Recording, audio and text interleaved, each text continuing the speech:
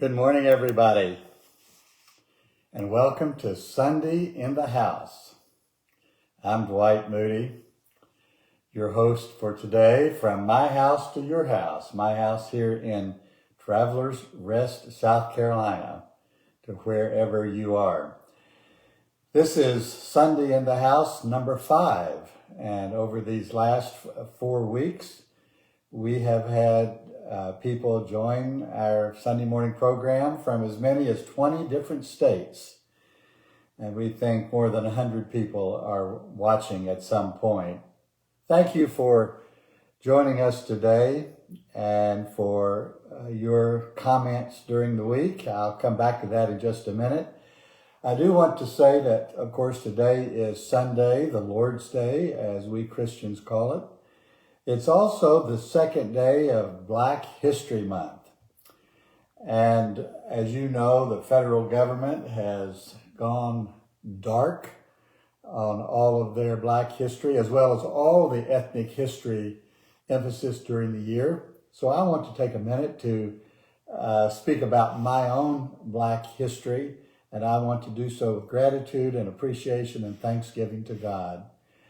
I want to confess, first of all, that over a period of 24 years that I spent in formal education, grade school, high school, college, and graduate studies, 24 years, I did not have a single person of color as a teacher. Now, when I was in Israel, I had some natives, Sabras, Middle Eastern folk, but did not have a single, to my memory, a single Black teacher. I think this is a tragedy, and I hope it doesn't happen to you or your children or your grandchildren. I want to call out some people that have been important to me in my journey. I want to start off with Robbie Barber, whom I hired when I was Dean of the Chapel at Georgetown College. She is still there, a person of influence, a person of inspiration. I still count her as a friend. I want to mention Valerie Bridgman, who is the Dean at the Methodist Theological School of Ohio and also the founder of Woman Preach. I do support her financially, Woman Preach that is. I want to mention Dr. Lawrence Carter, surely one of the great African-American leaders in our country. He is Dean of the Chapel at Morehouse College, a very dear friend. I've told him many times, I wish I had met you 30 years ago. I said that 15 years ago. I want to mention U.A. Thompson here in Travelers Rest, South Carolina. He is on the board of directors for the Meeting House, Inc., and I appreciate his friendship and his close neighborhood. And then there's Everett and Alicia McCorvey in Lexington, Kentucky. They sing and direct and lead the American Spiritual Ensemble. Dr. McCorvey also teaches and leads the opera program at the University of Kentucky. The two of them are very close friends of mine. I treasure them. They have influenced me enormously, and I honor them today. I want to mention Joy and Dwayne Woodruff, who were members of my congregation in Pittsburgh. He is now a judge. Their children are flourishing, and I've stayed in touch with them. They are wonderful people. And also I want to mention as a group, all of the young Black preachers that I got to know through the Academy of Preachers that are doing gospel work, good work, glorious work, truthful work all around the country. They have enriched my life enormously, and I am so grateful for it. That's my tribute. Black History Month. Maybe I'll do another one next week.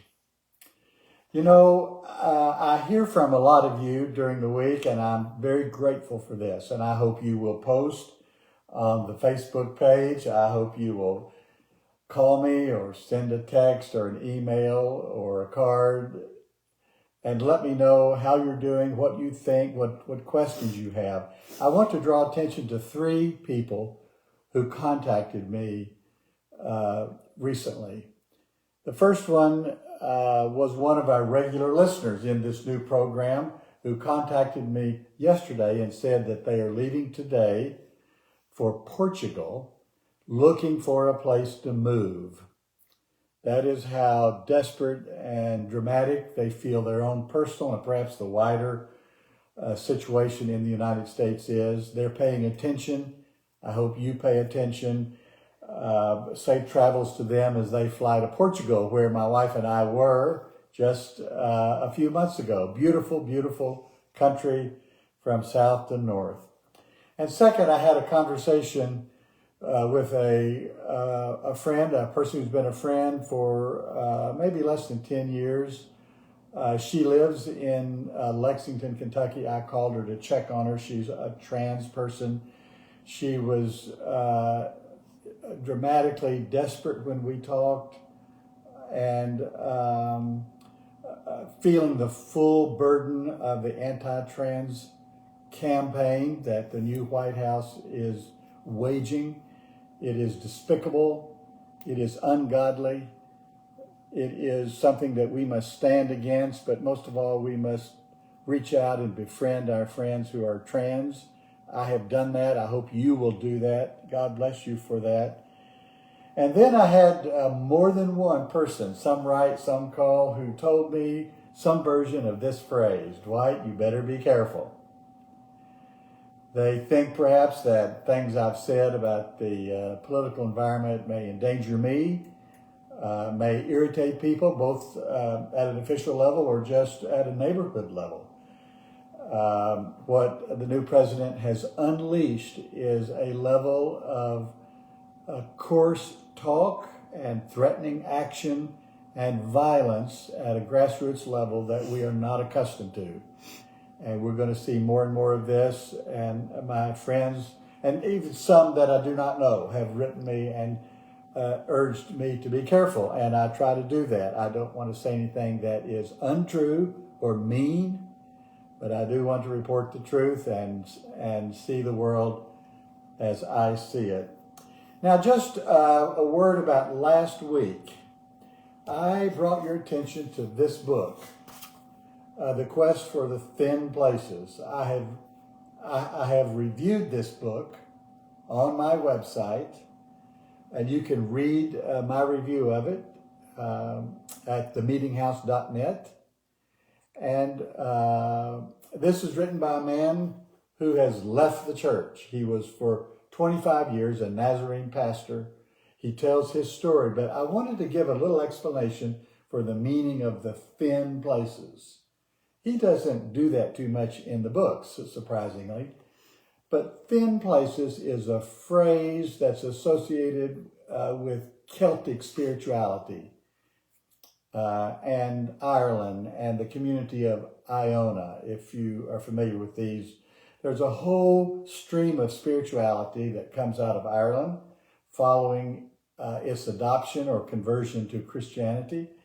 And the thin places is a reference to the occasions where the realities of this world meet the realities of the unseen world, where we have transformative encounters, spiritual experiences. It can be when you're isolated or out in nature. It can be in a group. It can be triggered by music or danger or rest or friendship or love or beauty.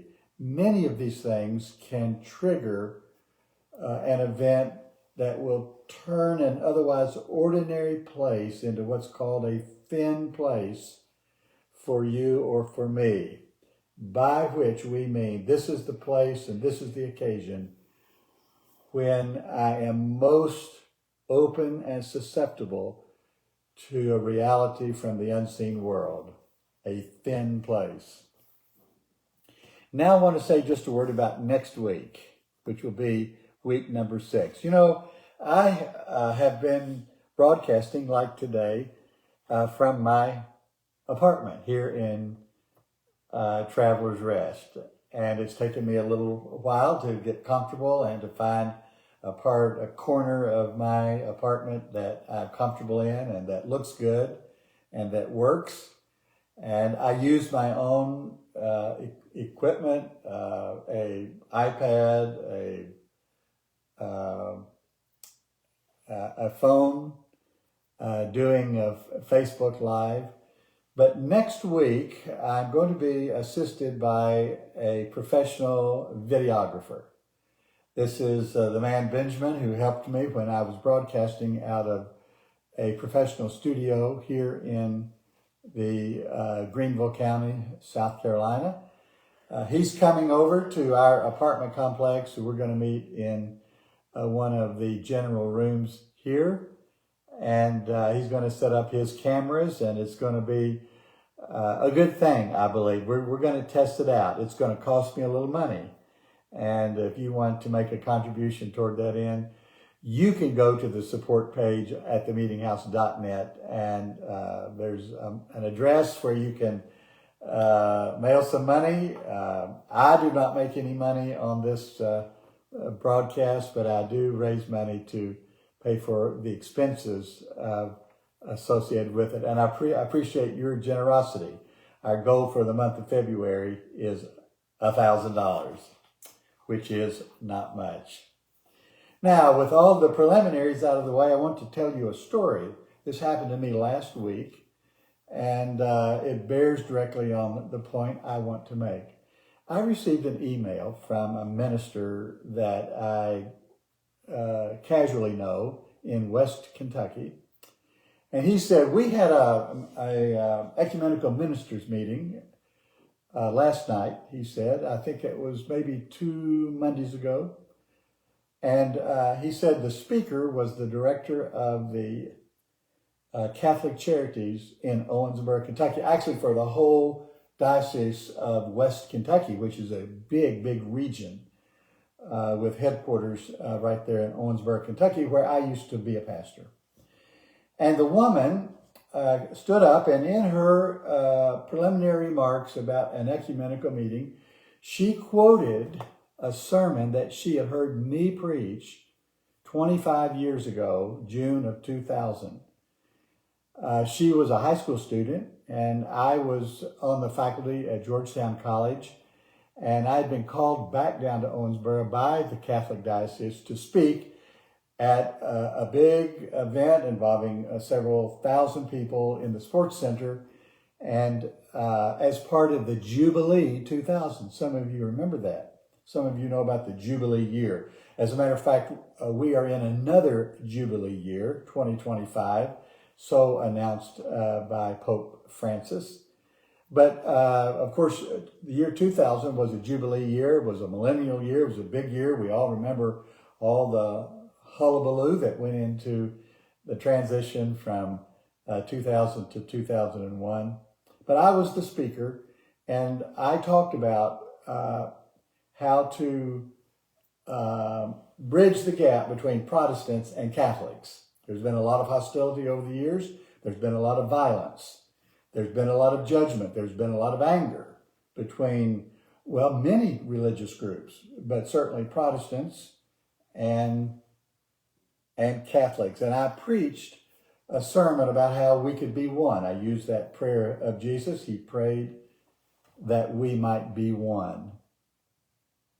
I suggested that there were 5 things that all Christians have in common, trying to emphasize what we have in common rather than our differences.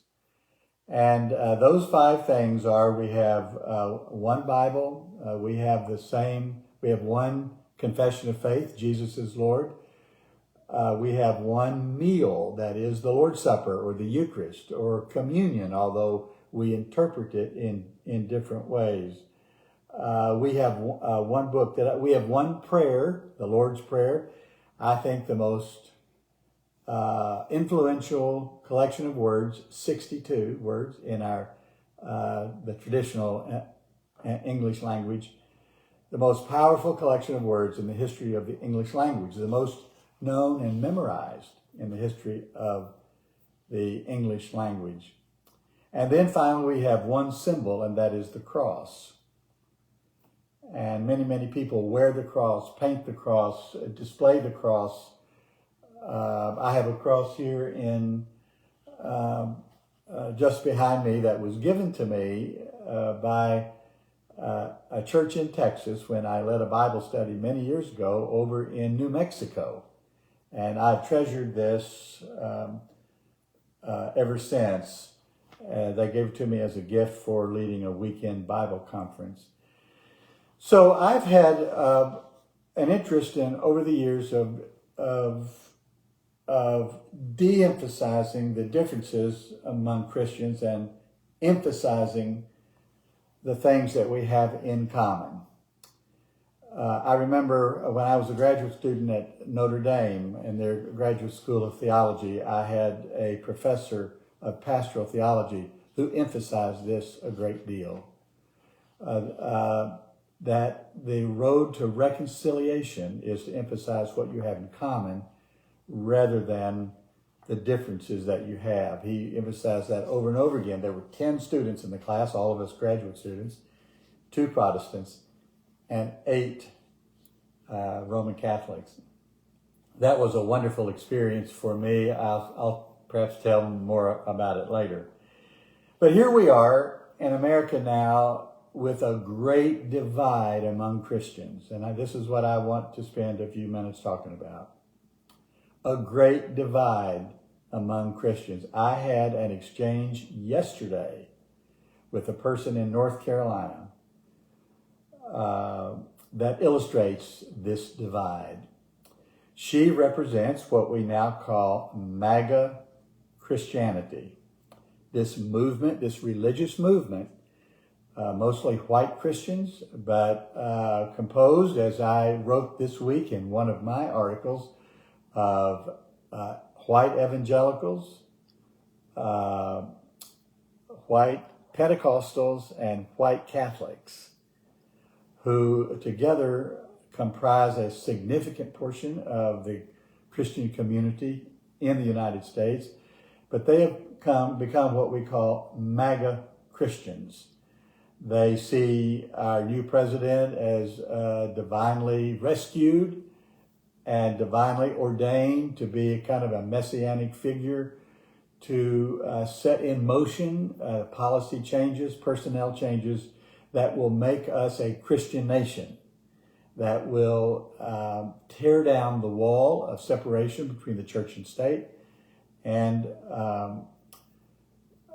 emphasize the role of the Christian religion in public politics and what is taught in schools at all levels, from grade school up to graduate school. And these MAGA Christians are now in places of great authority and in the new federal government and in many state governments. And they're trying to implement into our national life policies and procedures and personnel and also symbols. Like down in Louisiana, where there is a federal court case right now because the legislature passed a law saying that every schoolroom in the state had to have a copy of the 10 Commandments. And then, a lot of us wonder why these MAGA Christians want the 10 Commandments instead of the Beatitudes. I think we learned something about that because the Beatitudes mention mercy and the 10 Commandments don't. I'll maybe speak more about that in just a minute. But, and then out in Oklahoma, where the Board of Education has dictated that the Bible will be taught, and there'll be a physical Bible in every classroom, and it will be taught in every public classroom. And there's a lot of pushback against this, of course. But now I want to contrast in some way or help you understand the difference between the Christ of the MAGA movement and the Jesus of the Gospels. It's very important that we who are trying to follow Jesus Christ as Lord and Savior, that we were baptized as followers of Christ, we need to assert our understanding of what it means to be a Christian and not be swallowed up in what I think is a distortion of Christianity that now dominates much of the MAGA Christian movement. It is very dangerous. We are certainly not the first country to wrestle with this. And over the years, many countries have had not only a MAGA Christianity, but they have ignored the walls of separation between church and state. The church has dominated the state in many places back in the history of Christendom. And generally no good has come out of this, and we don't think any good's going to come out of it here in the United States.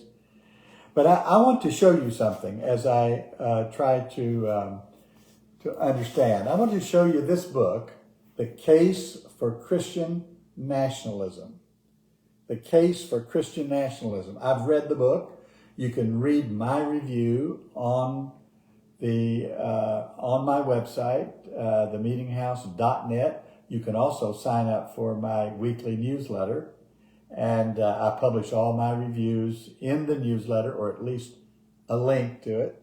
Stephen Wolfe has a PhD at LSU down in Louisiana. He's an independent researcher, I think, living in North Carolina. He's not associated at this time, I don't think, with any institution of higher education.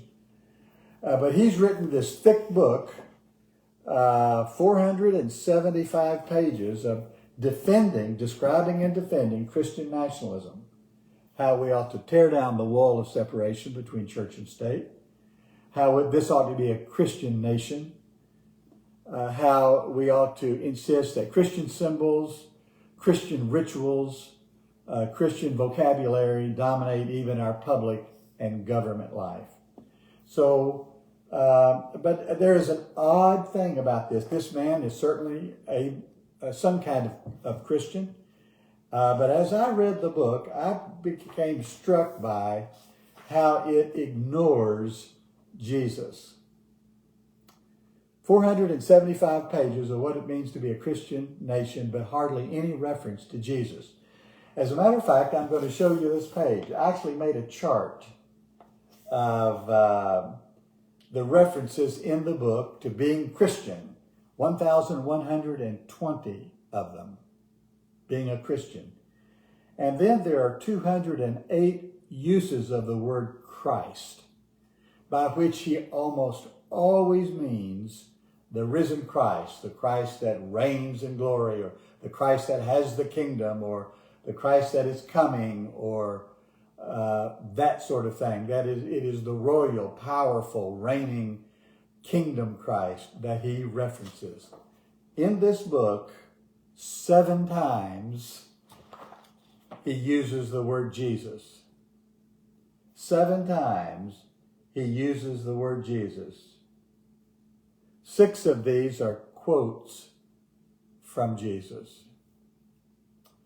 I don't know what percentage that is. 1,120 plus 208 plus 7, 215, 1,335 times Christian, Christ, or Jesus is mentioned, and only 4 times Jesus is quoted.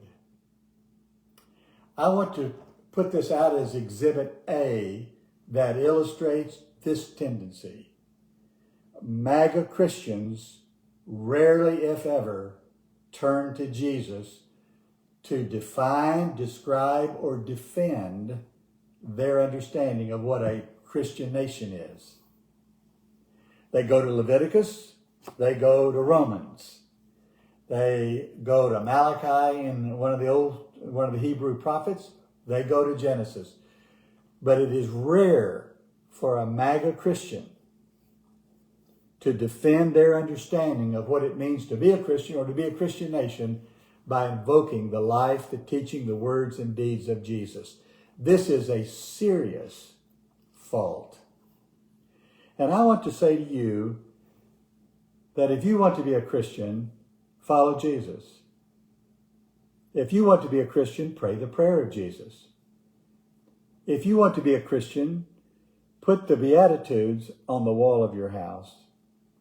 If you want to be a Christian and live a Christian life, study the life of Jesus, a life of compassion, of generosity, of courage, of truth, of gentleness, of mercy. Now, I use that word mercy, and you know why. It's just been a week and a half since a preacher that I had never heard of, the Episcopal Bishop of Washington, D.C., got up in her own pulpit, the National Cathedral, preached a 14-minute sermon that is wonderful. I hope you listen to the whole sermon. It's about unity in our country. She emphasizes humility and truth-telling. And then at the end of this 11-minute sermon, she turns to the President of the United States, his family and entourage sitting on the very front row, and she speaks to him. Now, I learned later, after this event, that this is a customary thing for Episcopal ministers to do when the ceremony is focused on a particular person, like an installation or a wedding or an ordination, that there is a short sermon, and 11 minutes is short by Baptist standards. And then at the end of a general sermon to the whole audience, the preacher addresses the individual who's being honored or set aside or ordained. And that's why the bishop in Washington did this. And she turned to him and made a plea for mercy. Now, it's hard to imagine a virtue more descriptive of Jesus of Nazareth than mercy.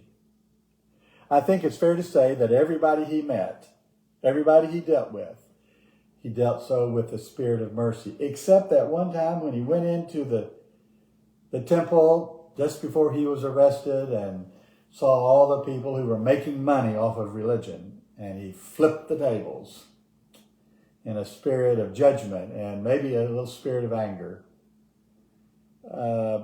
But for all the people on the margins, the woman, as we say, who was taken in adultery, it was interesting. The man was not brought to Jesus, only the woman, but he treated her with mercy. Even those who crucified him, he treated with mercy. He forgave Peter for betraying him. He forgave the soldiers.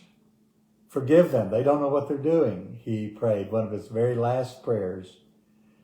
He forgave in mercy and great promise the thief who was right beside him on the cross when the thief said, remember me, Jesus, when you come into your kingdom, which reminds me, I could tell a whole story about that wonderful song, Remember Me. Maybe I will play it something. I want to tell you that I'm a red letter Christian. I have my Bible somewhere.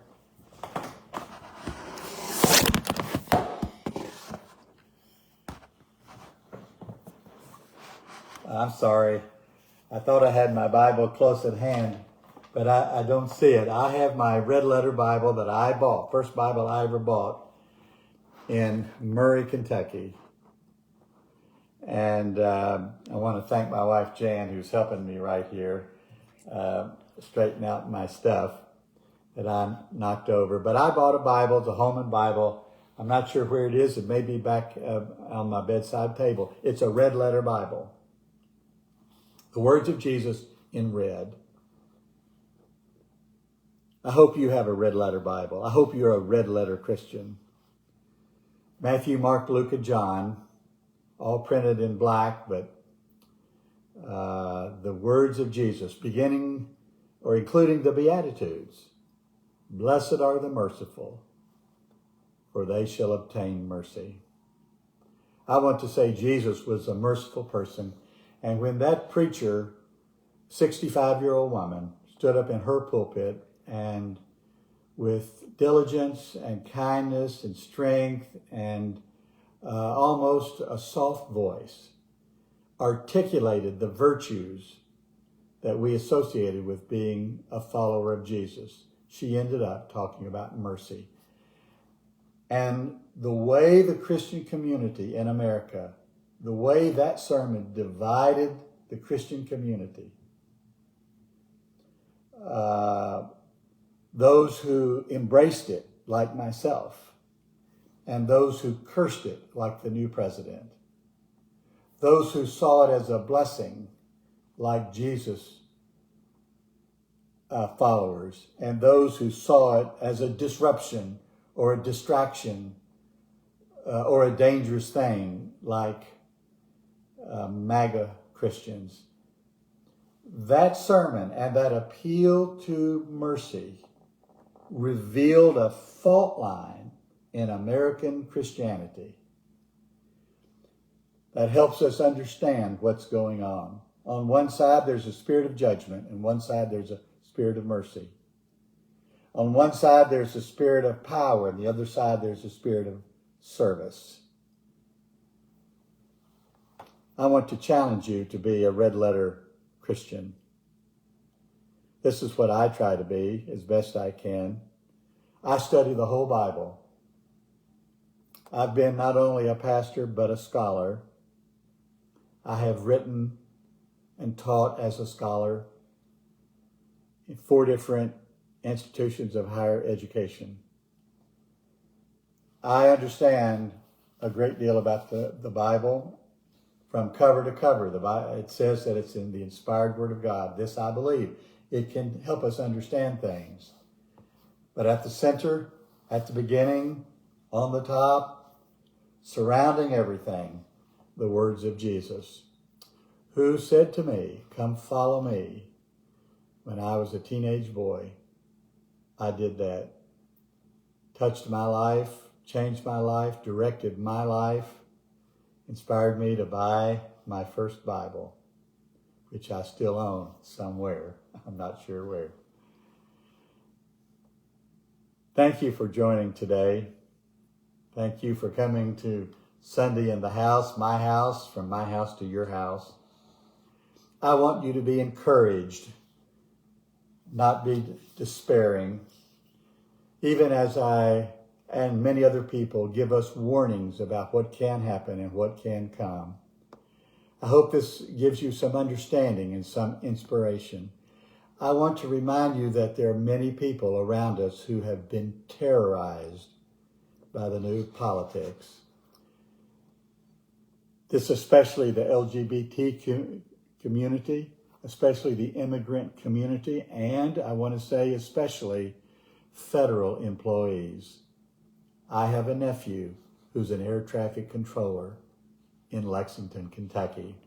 Some of you have taken off and landed at Bluegrass Field under his care. I want to tell you, you're in good hands.